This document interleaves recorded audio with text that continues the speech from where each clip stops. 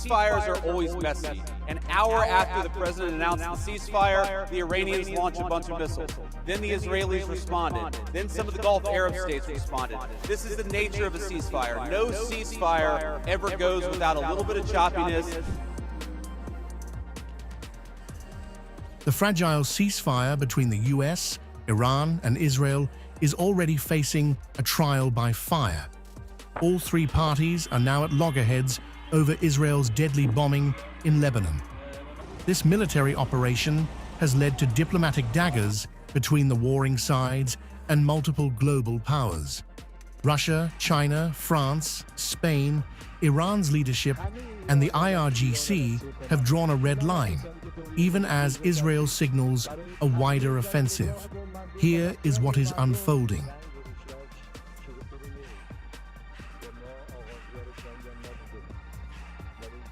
Israel's massive air campaign across Lebanon has left over 250 dead and more than 1,000 injured.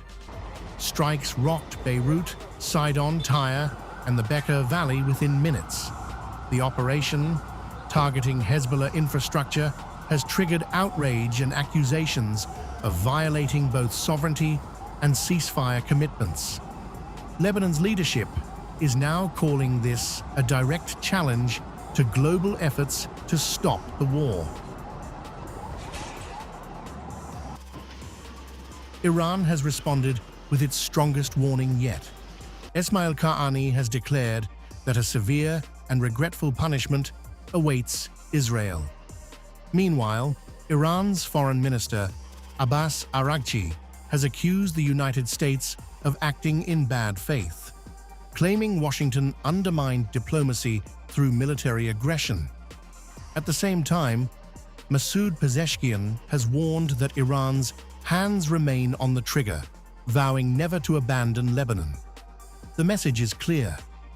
Tehran is signaling readiness for escalation and junking the ceasefire deal if attacks continue. Renewed aggression by the Zionist regime against Lebanon blatantly violates the initial ceasefire. Such actions signal deception and non-compliance, rendering negotiations meaningless. Our hands remain on the trigger. Iran will never forsake its Lebanese brothers and sisters.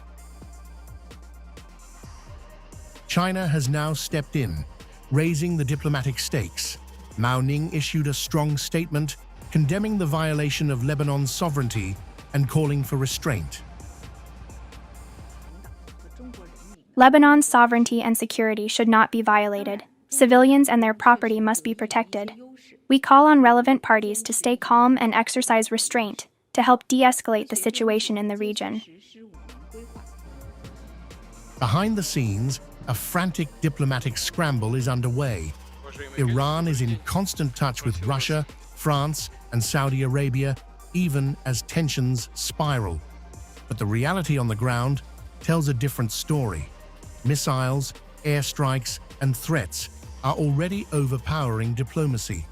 What began as a ceasefire is rapidly turning into a wider regional flashpoint.